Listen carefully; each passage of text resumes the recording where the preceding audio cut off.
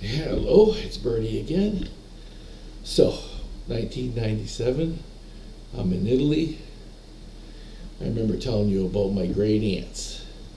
Now, before my mother got married, before she, had any children whatsoever, got married the whole 9 yards, she was about 17 or 18 years old, and she was in St. Peter's Basilica.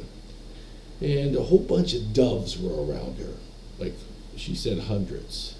My mom told me this story too, and my aunts told me this story. My mom didn't tell me a part about me, but my aunts did. And they said that a psychic went to her in between the millions of these doves all over the place and walked to her and told her she would have 9 children. And that one of them would be very special. And how she would tell that one, it would be the third born, and also it was a boy, and he would be born on a special day, and it would be similar to her day. And I guess my aunts told me that, listen, you were born the same day as your mother, and your mother was born April 10th, you were born April 10th. Your mom was born on Easter Sunday, you were born on Easter Sunday. And I guess that's the special thing. But she said all of my mother's children, all her kids, would be gifted, but I would be a little bit more gifted and see things and hear things, which is the exact same thing my grandmother said on my father's side, where my grandmother on my father's side also said it skips a generation, so it skipped my father and came to me. So onto this story, and this time I'm in Italy, and I'm going to go meet a good friend of my dad's in Sicily. Now, Dad's from Rome, and this guy's from Sicily. I don't really get the connection 100%. But my dad asked me to go there. So, my cousin Frank is from Calabria. That's another country, it's another province of Italy, which is really close to Sicily. So, we get together, and we head to his town, which is Calabria, and from then we take the boat to Sicily. And I meet this gentleman, very wealthy. He has yachts, he has a private jet, he has mansions, and he has villas all over Italy and all over the world. He gets to meet me. Now, he's been wanting to meet me for a while because some of my predictions and some of the things I've done and this and that. He's a good friend of my dad's, so no problem. I love my dad, I'll do what he says.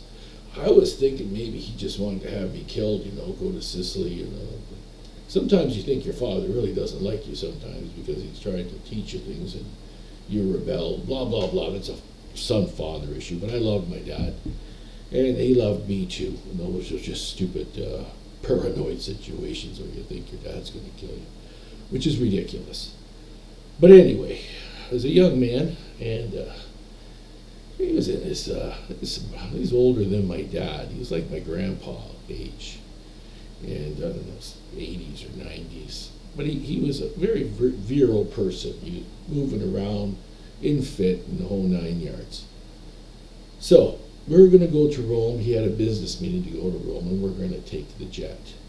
Now, it's me, my cousin, Frank. Oh, shit, shouldn't have said his name. Don't worry about it. There's a lot of relatives that are named Frank, too. Me and my cousin from Italy are going to go to Rome. Now, I'm thinking my dad wants me to stay with this guy a week or two.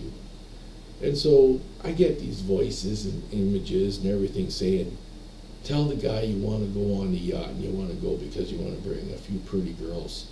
There's a lot of beautiful women in Sicily, and a lot of them were around, and I was getting to meet some of them and stuff like that. And so I convinced him to take the yacht and the crew and everything.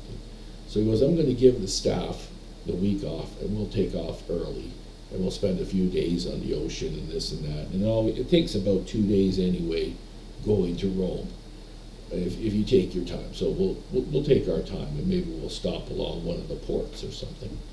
And we'll just make a week of it, or a weekend. I can't remember exactly. But anyway, we get in the boat, and I bring a few girls, and I'm having a great time. I'm partying, enjoying myself, drinking. He had the best of everything. I can't say the names of the liquor because I'm not supposed to say names or anything. But anyway, 2 days into the trip, at this time there were cell phones, like 1997, everybody was getting cell phones. It started a big crave, and almost everybody had a cell phone at that time. You had to pay for minutes, I remember that too, and you used it, you had to have a lot of money, but if you used it sparingly and for emergencies, it was okay. But anyway, and they got to be a lot smaller than the size of a brick. They were so small. Not so small, but you know, if you remember the 90s, a cell phones crave. But anyway, 2 days into the trip, or 2.5, he gets a message that where the villa where he was staying in the mansion blew up. Now, I never got 100% logistics of how it blew up, but it was devastating, and he would have died, and everybody in the villa would have died. So I saved a lot of lives. He had a staff of about 20, and himself and some of his family would come over. His wife was passed away, so that was already passed away. But I saved a lot of lives, and I thought that was pretty cool. He ended up giving me a gold medallion for this. He thought it was all because of me and taking the boat, which is kind of true, and the angels told me to take the boat, but they didn't give me the reason for taking the boat. So I thought that was really cool, and I saved a life. And my cousin thought I was the coolest in the world, and I got all these kudos with this person. And he gave my dad the wealth that he wanted to give to me, because he heard about the white envelope and putting wealth in there, and I really don't know how much wealth he gave my dad for that. But my dad never told me, because he knows that I'm not supposed to really know. It's a gift from God, so it's not supposed to be done for money. But I can retrieve, or I can receive, tokens of appreciation. And if wealth is one of them in order to help house me, feed me, take care of me, then I do so. Yeah. That was one of my things when my dad died. He says, you have a gift.